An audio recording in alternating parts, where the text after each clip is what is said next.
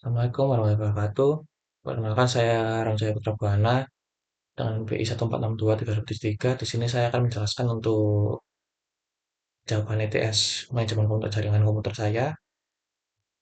Dan ini untuk syarat-syaratnya yaitu untuk X dalam soal set netting ini adalah digit ke-9 pada NPI saya dan Y adalah digit ke-10. Ini untuk syarat-syaratnya. Dan di sini ada dua soal yaitu untuk arsitektur jaringan dan subnetting. Di sini saya akan menjelaskan terlebih dahulu untuk soal arsitektur jaringan. Di sini saya sudah menyediakan Word-nya. Dapat dilihat secara langsung jawabannya. Di sini adalah penjelasan untuk OSI layar atau layar dari OSI model. Yang pertama adalah physical layer atau lapisan fisik. Ini bertanggung jawab untuk transmisi dan penerimaan bit mentah 0 dan 1 melalui media fisik seperti kabel, fiber optik, dan atau gelombang radio. Untuk contohnya kabel Ethernet, port RJ45, konektor, dan lain sebagainya. Untuk yang kedua adalah paling layer. Fungsinya untuk koneksi langsung antar perangkat di jaringan fisik, menangani pengamatan fisik address atau networking address, deteksi dan koreksi kesalahan, serta pengaturan aliran data.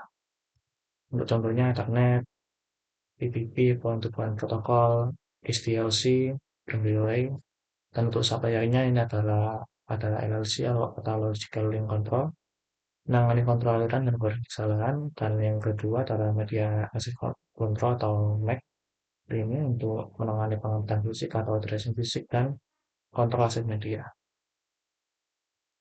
Yang ketiga yaitu network layer atau lapisan jaringan.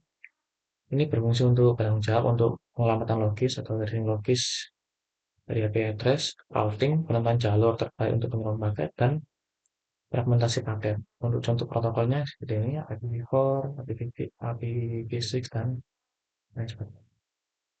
Untuk yang keempat ini adalah transport layer. Untuk fungsinya menyediakan data end-to-end, pengaturan koneksi, dan kontrol aliran data.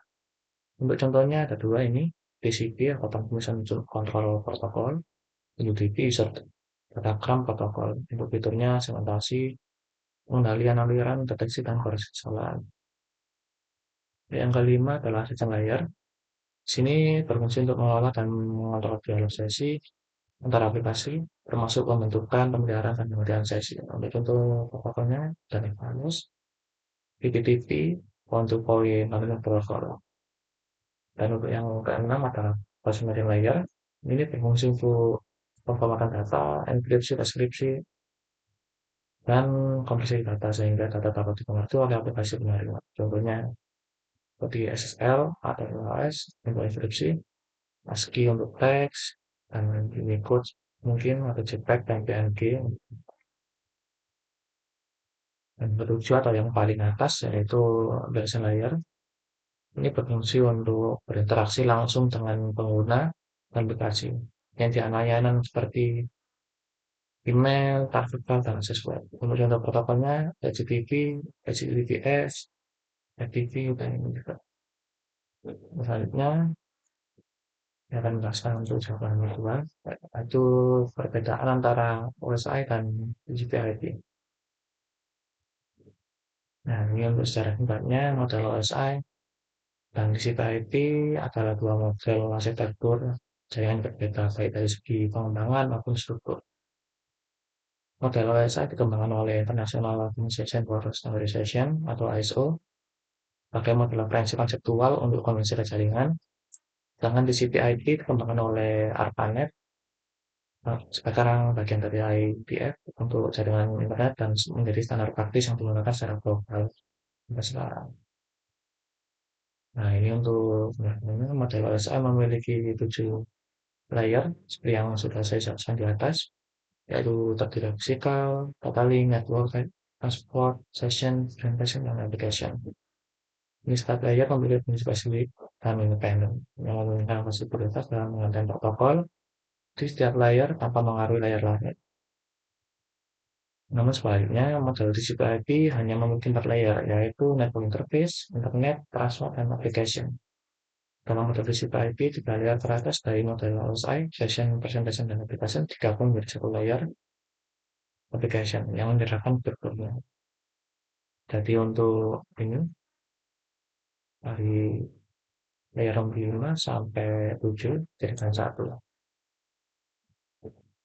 Lalu untuk penebakan OSI bersifat teoritis dan konseptual, dirancang sebagai panduan untuk memahami bagaimana komunikasi jaringan seharusnya berfungsi di untuk versi yang lebih detailnya. Sementara itu untuk TCP/IP lebih praktis dan berbasis protokol dengan protokol yang secara langsung digunakan untuk setiap layer seperti IP untuk layer internet dan TCP atau UDP untuk layer transport. Model OSI lebih fleksibel dalam hal penggunaan protokol. Dengan model TCP/IP lebih ketat karena setiap layer harus tetap ditetapkan untuk protokolnya. Akibatnya OSI lebih banyak digunakan sebagai pandangan akademis dan konsep, sedangkan TCP/IP adalah standar utama yang digunakan untuk komunikasi jaringan internet modern. Terus selanjutnya ini untuk nomor 3 dari soal arsitektur jaringan. Ini jika diharapkan memilih antara OSI atau TCP/IP model mana yang kalian pilih dan jelaskan alasannya. Ini yang menurut saya jika harus memilih antara keduanya, ini saya cenderung memilih TCP/IP karena ini sudah diterapkan untuk orang dalam jaringan modern, terutama di internet yang kita lakukan sekarang, dan juga semua protokolnya yang digunakan seperti TCP/IP dan IP berbasis pada TCP/IP. Karena itu model TCP/IP memiliki yang sangat sederhana. Jadi dengan 4 layer yang saya jelaskan tadi, dengan untuk layer dalam OSI itu kan ada 7, untuk TCP/IP menjadi 4 karena pas untuk session, presentation, dan notification jadikan satu. Nah, ini sementara OSI seperti tadi memiliki 7 layer yang lebih kompleks. Nah, meskipun OSI sangat berguna sebagai teoritis untuk mempelajari jaringan, CPIP efisien dan terbukti berhasil dalam fungsi jaringan global. Oleh karena itu saya memilih CPIP. Oke, selanjutnya untuk soal mapping. Nah, ini ada 4 soal. Ini sih yang pertama Anda diberi alamat jaringan 192.168 YX. YX ini berarti mengacu pada Y merupakan EX merupakan display 9 pada NVI, Y 10. Jadi untuk X ini bisa saya jadikan 7. Dan untuk Y, ya, karena ini mungkin saya untuk 9 pada 7 dan display 10 adalah 3. Jadi untuk ini kita rubah saja menjadi 37.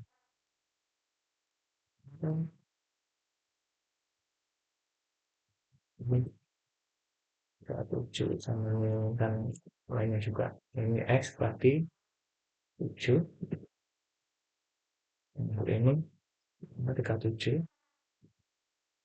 Dan ini 2X berarti 27. Oke, setelah sudah dirubah semua, ini jawabannya.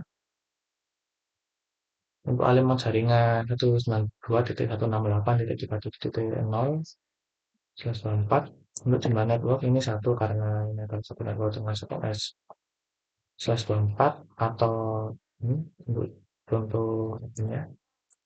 Dan kita masuk ke dalam kelas C untuk kelas IP. Jadi untuk binary-nya ini bisa dijadikan 255.255.255.0. Jadi untuk jumlah hostnya ini 2, yang dengan 2 kurang 24 menjadi ini kurang 2 juga menjadi 256 kurang 2, 1 untuk network dan 1 untuk ini hostnya. Nah ini 254 host dan ini rentang IP untuk host 1 sampai 254. Nah, ini salah penjelasan tadi untuk dua ini untuk satunya untuk network dan satunya lagi untuk broadcast address. Dan untuk yang kedua ini Anda diberi alamat 172.16.0.0/16 berarti bukan berarti 71. Ingat ini tadi X berarti 7 untuk tulisannya. Dan subnet 16 harus ditutupkan jadi subnet apa. Nah, di sini bisa dilihat untuk net 16 itu termasuk jaringan kelas B ya. Jadi bisa disebarkan untuk jumlah binarynya ini untuk 172 menjadi 255, 16, 255, untuk 0 tak 0, binary juga 0. Jadi sampai mas baru 16 tambah 7. Dengan 23. Untuk 7 dari mana karena ini untuk kelas B ya. Jadi untuk memenuhi 71 subnet ini harus menambahkan 7 bit lagi, yaitu bit dari 255-nya ini. Karena kan awalnya 255.255.0, dia harus tambah 7 bit tambahan lagi akan menjadi 128 subnet dan menjadi 23 untuk subnet luasnya sesuai dengan jawaban saya. Ini 16, yang awalnya 16 sama 7 dari jenis baru 22.16.0.0/43. Dan yang ketiga ini alamat jaringan. Yang saya dulu yang memiliki alamat jaringan itu di 2.16.37 dengan soal dari IX dari 0/4. Tentukan dari batas yang memperoleh stres untuk grafik tersebut. Nah, ini untuk level address dan berbagai stresnya. Nah, bisa sama seperti yang ini karena ini sudah kelompok. Dan untuk yang terakhir keempat, alamat IP 192.168.24.0 ini 7 dari yang pilih saya. Dan berapakah jumlah host yang tersedia per subnet. Nah, ini untuk mengetahui jumlah hostnya ini saya langsung saja untuk 2 dari B3 juga kurang 27 ini. HPS-nya kurangi 2. KW untuk saya kurangi 2 kurangi 2. Ini 2 seperti tadi untuk satu untuk apa? Networknya. Dan satunya lagi untuk broadcast address-nya. Ini 30 host per subnet. Ini ini sudah untuk soalnya.